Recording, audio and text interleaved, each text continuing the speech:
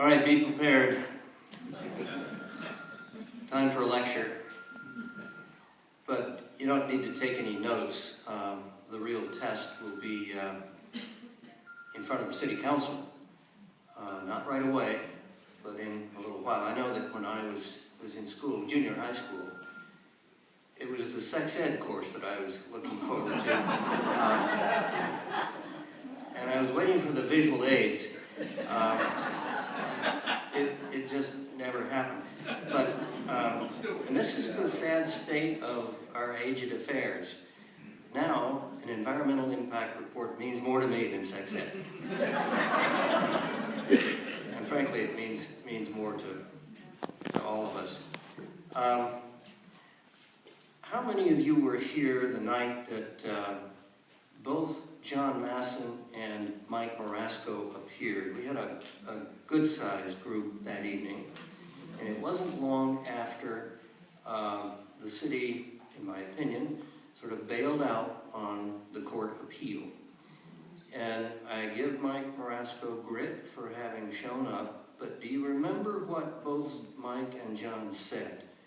Let me paraphrase it, because it's an important reminder. They said, well, I know you feel like we've pulled the rug out from under you, but you're going to have your chance. Your day will come. And in effect, they were saying, you end up actually controlling the process. And that's the phase of this whole business that we're now entering. This really is your day in court. And you don't have to pay any lawyers to enjoy your day. This is your democratic right to stand up and be heard.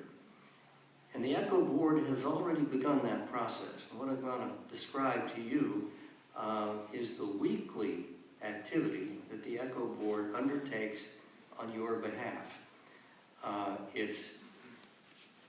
It's difficult to blow your horn about it, you don't trumpet about it, you just keep working at it.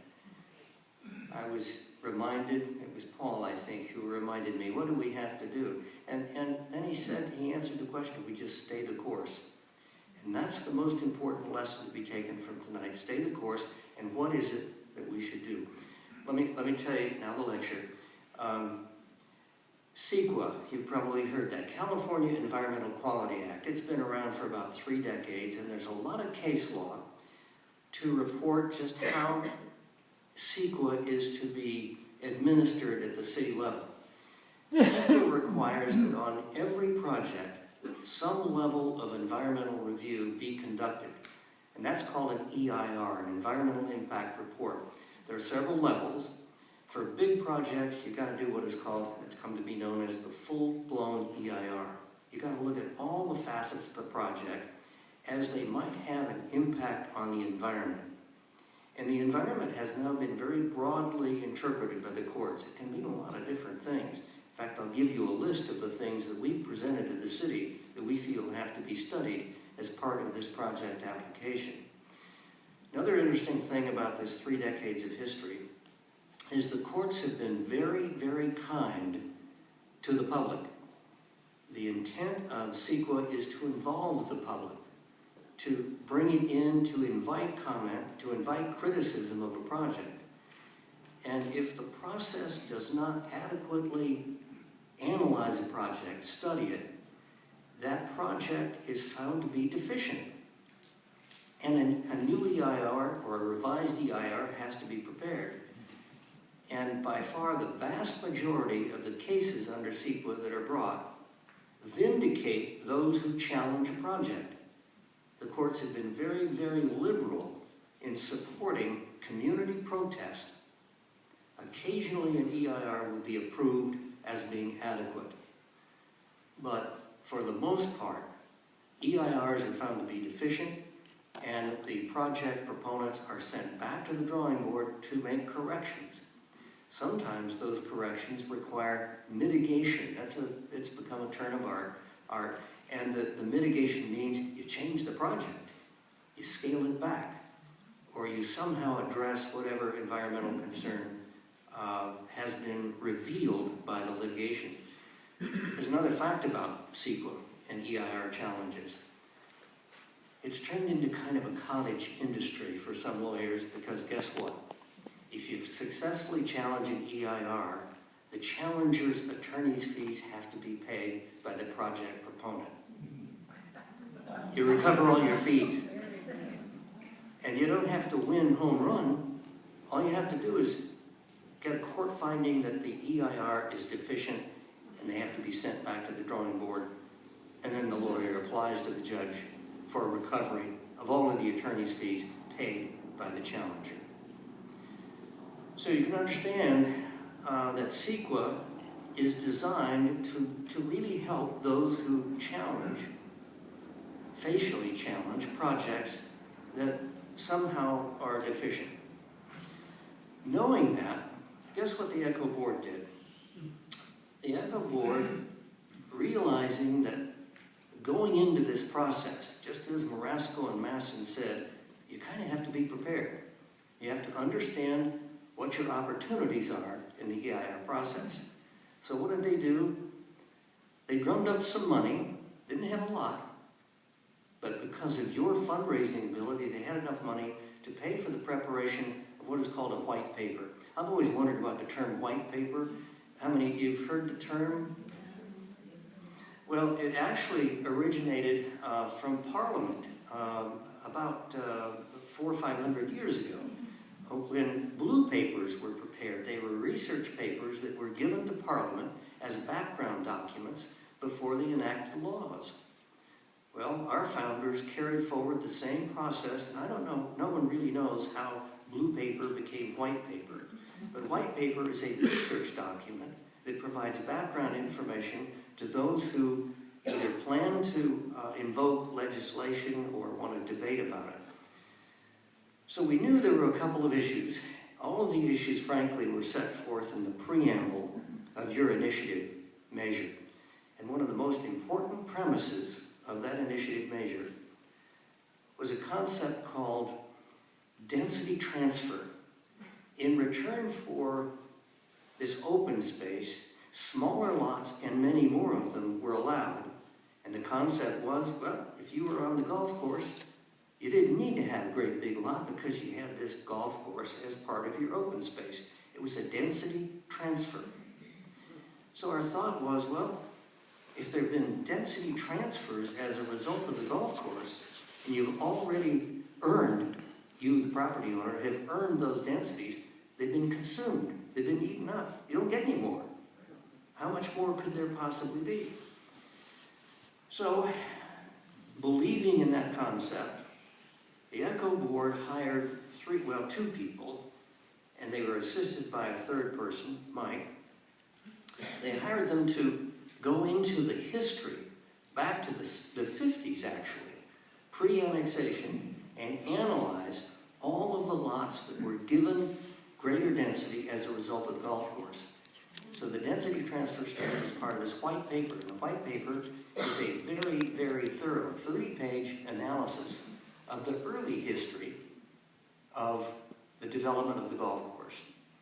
And the finding was that instead of being the classic R17 permitted uses, the permitted uses, the densities, should be whittled all the way down to 150 units. And the white paper went out of its way to say, and we haven't completed the study. The study was incomplete as of about late 60s. And the reason is that we ran out of money. We couldn't complete the study. Let me tell you the credentials of the people who performed the study. First of all, Mike Slater helped. Mike has a lot of experience in development, and when it came to some of the nitty-gritty things, he could translate what was seen on maps into numbers.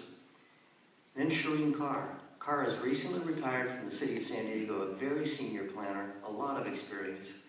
A friend of Mike's, it was Mike who referred us to her. She was very, very helpful, and she lent her credentials. A licensed planner. And then, perhaps the most important member of the team, a guy named Daryl Doherty. I don't know if that name rings a bell with you, but he used to be the planning director in, guess where? The city of Escondido. The planning director who was in place, when I was city manager, he was actually my planning director. But he remembered some of the events that we had to study. Not only could he remember them, he could analyze those which preceded him. Some of you may be interested in the white paper. If you are, let our ECHO board know, and we'll email you a copy. It just means pressing the send button. Kind of technical. It's not sex ed.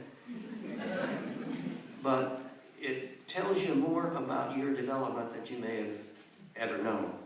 So the white paper became one of the documents that we presented as the city began the march along the environmental impact report route. And the law requires a fairly rote set of steps that they must take. And the first thing they had to do, happened on February 13, was a scoping session. And the scoping session is to set forth sort of the rules of the road. All right, what is it that we're going to study about this project? We knew it was coming up. ECHO board knew it was coming up.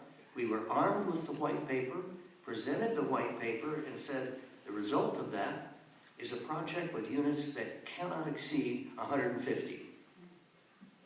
And the planners sort of blinked and said, okay, well, we'll read that.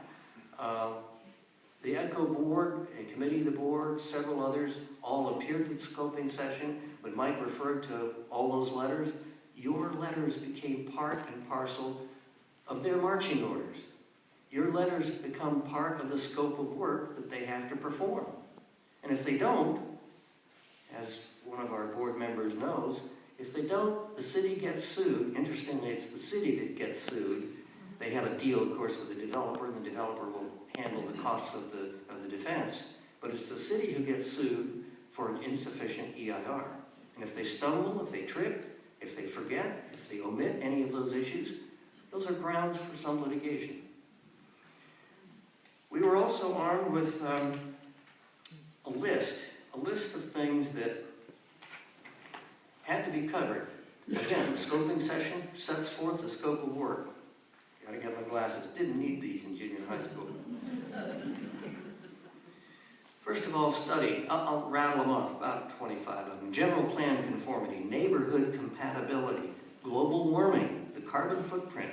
Recent cases say every EIR has to study global warming. That was a killer. Water demand, 2 agencies, city and Rincon. Wastewater treatment, capacity limitation, overburdening at the Hale plant. I don't know how many of you know, but right now we pay huge amounts to export grade 2 water out to Encina and discharge it. And what they're trying to do is upgrade the plant so that it's a higher grade of water that's recoverable, becomes purple pipe water. But right now the plant is hugely impacted. So that's got to be studied.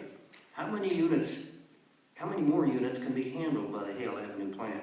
Traffic, F level square. Traffic is the hugest issue. You all know that. Heck, you drive every day. Yeah. It has to be the Achilles heel of this project.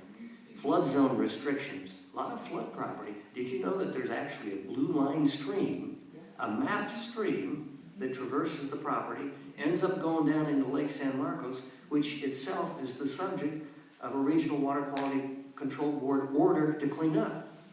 And it's this blue line stream that contributes to that. Stormwater runoff, school impacts, air quality comparisons. That's a big issue, air quality. Habitat, the flora and fauna. I had some questions about the habitat issue. You know, it's been a golf course for a long time, so is there any habitat out there? Well, we need to study to find out. Slopes, grading, noise, construction, and post-construction, density transfer constraints, that's the white paper, archaeology, hazardous materials.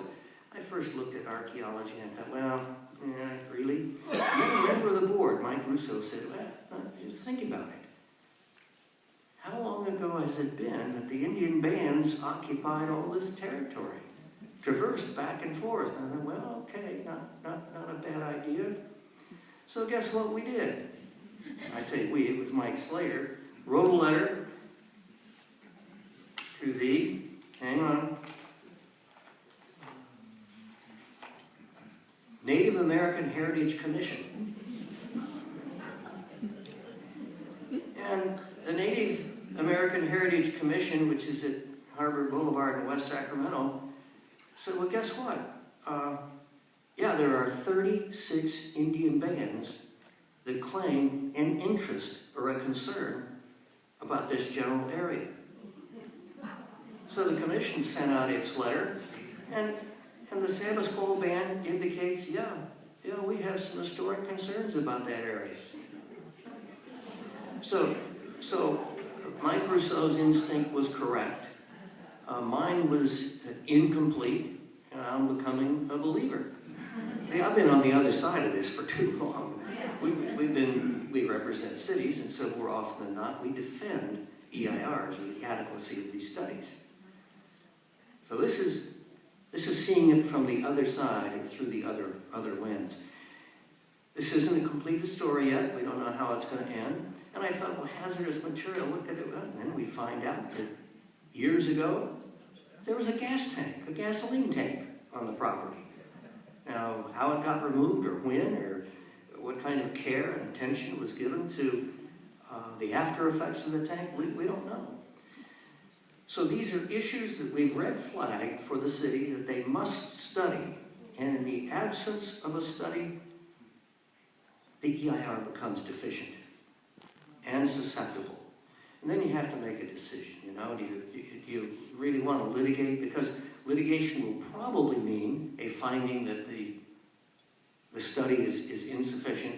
Then they'll have to go back to the drawing board, and the biggest killer impact of winning an EIR lawsuit is the delay. Because times change, and in some cases, EIR delays actually kill projects. More often because the market changes during that delay. Okay, time marches on, the city does its thing. They begin reviewing all of the elements we just described. And then on April 15, they issue what is called a comment letter. And the comment letter indicates all of the deficiencies that they can identify in the project. And our group meets with the city staff maybe once a month, and they get a progress report. And what they find out in the latest meeting is that they are going to obey the law in one important respect. The law requires that they study the proposed project, but they are also required to study a zero-density project for the purpose of comparing the environmental impact of 392 units against no project. And the law requires them to study no project. Now we have submitted to them proof that perhaps nothing more than 150 units should be studied. So the city agrees, okay, we will make part of this study a 150 unit project. And then a former member of the board, the ECCHO board, steps up and says, no, you guys didn't have the money to complete that white paper. I'll pay to have it completed. I'll have my own expert do that. And he did. And then the maximum number of density units allowable scaled back to 135. So we report that to the city, and the city says, okay, all right, I guess we've got to study 4 projects. And that's what they claim they're doing. 392, 150, 135, and 0. Along with their most recent report, they had a prediction of how long it would take them to complete their analysis of the comment letter. I should mention the comment letter goes to the developer. It's a long list of criticisms, of shortcomings of the draft EIR. And then it's the developer's job to come back and address all of those. And the estimate that has been given to us by the city is that process, the response to the comment letter, should happen in late May or early June. Well, after I reviewed the comment letter, I thought it's more likely to be in September because there were a lot of fatal flaws that had to be addressed. So I think that the prediction that they will complete the draft EIR by the end of May or the beginning of June is a bit optimistic. And it may be that they're getting a huge amount of pressure from New Urban West to hasten this process. And we've represented developers in the past, and I know, particularly if they have costs of carry for their project, that they are just desperate to complete the draft EIR, whether it's right or it's wrong. And they always pay the price in the end, because when it's wrong, it costs them twice the amount of time and twice the amount of cost. But that's the nature of the beast. What happens then when the draft EIR is distributed? It's open season. Remember Marasco and Masson said it's your turn? That's when you can really turn out. And that's when we will distribute to you the draft EIR with suggestions on where we should focus. There's a 45-day comment period, and it's during that period